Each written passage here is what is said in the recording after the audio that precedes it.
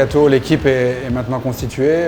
C'est vrai qu'on peut sortir de ce mercato, tout le monde l'a vu, deux tendances. La première, c'est qu'effectivement, il y a un gros renouvellement de l'effectif. La deuxième, c'est qu'il y a un rajeunissement aussi. Je vais donner quelques explications à ça. Sur le premier paramètre, le fait qu'il y ait beaucoup de changements, je vais être assez clair et cash. C'est le reflet d'un constat qu'on a fait de la saison dernière. On a été finalement assez peu satisfait individuellement des joueurs. C'est naturel qu'il y ait eu un gros renouvellement par rapport à ce constat-là. Les joueurs qu'on a conservés et qui seront là avec nous la saison prochaine sont des joueurs qui ont répondu à nos attentes. Nicolas Déhay notamment a fait encore une belle saison. C'est le cas aussi d'Aurélien Chaussery. Benoît Niclot, toujours fidèle, et Benjamin Villiot fait partie des belles surprises, notamment de la fin de saison. Donc on avait à cœur de continuer avec Benjamin. Bon, il y a des joueurs aussi qu'on voulait garder et qu'on n'a pas pu garder pour d'autres raisons. Patrick Virtanen a des problèmes personnels qui mettent en pointillé la suite de sa carrière. On voulait aussi garder Michael Foustrand, et Michael nous a indiqué que malgré le grand plaisir qu'il avait pris à jouer pour Marseille, il souhaitait rentrer au pays, aux États-Unis, pour faire quelque chose d'autre. Si Sean McGovern et Václav Sechtre, qu'on voulait conserver dans l'effectif, et pour ces deux joueurs-là, on n'a pas su s'entendre financièrement et il y avait un décalage entre ce que nous on pouvait donner et ce que ces joueurs attendaient. C'était un souhait volontaire de renouveler l'équipe. Sur la jeunesse de cet effectif, effectivement, j'ai vu pas mal de personnes sur les réseaux sociaux notamment qui pointaient cet état de fait. C'est vrai, c'est une jeune équipe. Je peux l'expliquer avec deux paramètres. Il y a un paramètre financier, parce que contrairement à ce qu'on peut parfois penser du club de Marseille, l'argent il ne coule pas à flot et donc on doit maîtriser le budget et la masse salariale des joueurs, notamment dans ce contexte incertain avec le Covid. Donc on souhaitait avoir un budget maîtrisé. Dans ces cas-là, c'est compliqué d'aller chercher des joueurs expérimentés. On a essayé d'attirer des joueurs expérimentés français, mais on n'a pas pu s'aligner financièrement. Et sur les étrangers, c'est pareil. Quand vous avez des joueurs qui sont confirmés, notamment en D1, en général, ils ne sont pas accessibles pour nous financièrement. Et puis après, ça c'est la partie financière, il y avait aussi une philosophie. C'est vrai qu'on pense qu'on a besoin d'une équipe jeune avec des ambitions collectives qui rejoignent des ambitions personnelles, et des joueurs qui sont plus jeunes viennent à Marseille pour se montrer. Je pense que la Division 1, de manière générale, est une belle plateforme pour des jeunes joueurs français notamment ou étrangers de montrer leur savoir-faire pour essayer d'aller plus haut ensuite. On est satisfait, c'est toujours compliqué de dire qu'on est satisfait tant qu'on n'a pas vu ce qui se passait sur la glace, mais on est content de la manière dont les choses se sont passées.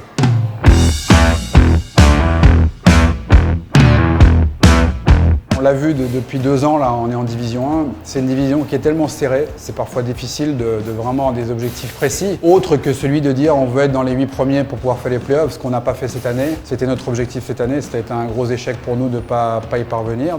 On va reconduire à ce stade cet objectif-là. On a une équipe beaucoup plus jeune et fortement renouvelée. On ne va pas se mentir, ça crée des incertitudes, ça va nécessiter beaucoup de travail pour créer cette cohésion et faire prendre la mayonnaise. Mais si les choses se déroulent bien en début de saison et si cette mayonnaise prend bien, je pense qu'on a des atouts dans cette équipe. On a essayé de faire une équipe équilibrée et bien balancée avec de la complémentarité. Donc face à ça, on a envie d'avoir des objectifs qui sont ceux qu'on avait l'année dernière, qui étaient d'être dans le top 8. Maintenant, tout le reste des équipes de D1, pour moi, c'est vraiment un gros paquet d'équipes qui peuvent jouer les playoffs. Donc on espère pouvoir se battre longtemps dans la saison pour atteindre cet objectif.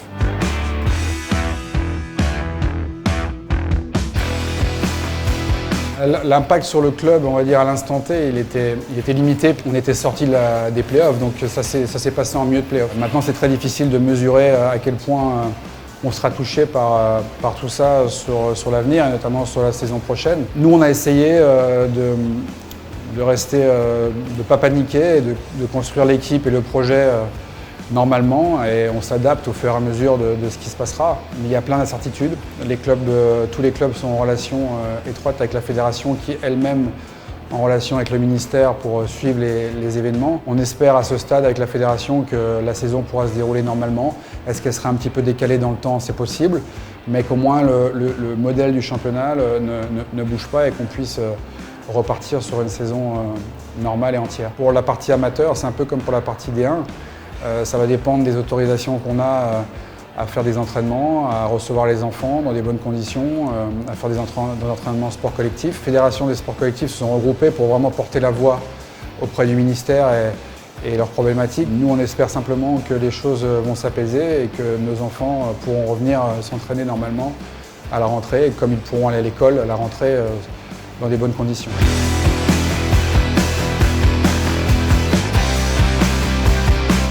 Par rapport aux supporters, aux fans, déjà, premièrement, je voudrais les remercier parce qu'on vient de vivre une saison difficile sportivement, décevante par rapport à la saison précédente. Et malgré tout, on voit que les affluences au match n'ont pas baissé et le soutien qu'on a de nos supporters est toujours présent, donc ça c'est déjà bien. Pour leur donner une perspective, c'est sûr que, comme je l'ai dit pour le Covid, c'est compliqué de donner des dates précises. Nous, on a continué à faire vivre à travers les réseaux sociaux, notamment notre communauté des supporters. On a notamment fait cette opération sur le maillot officiel. En juin, on va lancer la campagne d'abonnement, même si on n'aura peut-être pas dès juin la date de début du championnat, on lancera une campagne d'abonnement avec les packs pour les supporters. Puis surtout, on les tiendra informés de l'évolution des choses dès qu'on aura des informations à notre niveau par la fédération. Encore une fois, on est en étroite relation avec la fédération. Les clubs ont régulièrement des vidéoconférences avec la fédération. Je pense qu'il faut être positif et penser que essayer d'imaginer un futur positif et donc une belle saison de hockey, de sport, parce que je pense que la société française a besoin de sport, pas que de hockey, mais elle a besoin de sport. Le sport est important pour la société française, que ce soit pour pratiquer ou pour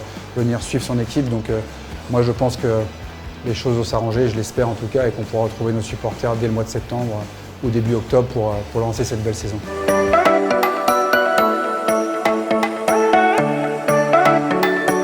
Moi, le projet, là on parle de projet, le projet du club de Marseille, c'est toujours la même chose, c'est d'avoir des ambitions. On a des atouts à Marseille qui sont importants, on a aussi des contraintes, mais le projet à long terme, il est de continuer à marcher pas à pas déjà, parce qu'on peut voir loin, on peut voir des objectifs, on peut parler de Ligue Magnus, on peut parler de plein de choses, mais pour ça il faut mettre un pas après l'autre. Donc c'est ce qu'on essaie de faire en continuant à structurer le projet, le club, l'organisation. Avec l'enceinte qu'on a, la patinoire qu'on a, ça mérite d'avoir un jour un club au plus haut niveau national. On l'espère tous, c'est notre objectif. Il faut avoir des objectifs dans la vie, c'est un objectif élevé. Grosso modo, ça nécessite de doubler le budget pour pouvoir jouer en Ligue Magnus dans des bonnes conditions, sans être fragilisé. Ce n'est pas des choses qui sont impossibles, mais ça va nécessiter de travailler sur différents leviers économiques, sur la recherche d'investisseurs, de partenaires privés. On a de plus en plus de relations étroites avec les institutionnels qui maintenant nous voient, je pense, comme une organisation et un sport crédible à Marseille. C'est un projet qui est à la fois ambitieux et qui doit être humble, parce que c'est quelque chose qui se fait petit à petit. Continuez à vous abonner, continuez à nous suivre, continuez à suivre les vidéos de Faut Bien Rire et on espère que le contenu qu'on vous fournit a permis de vous donner un peu d'entrain pendant le confinement et continuez à nous suivre et on a besoin de vous.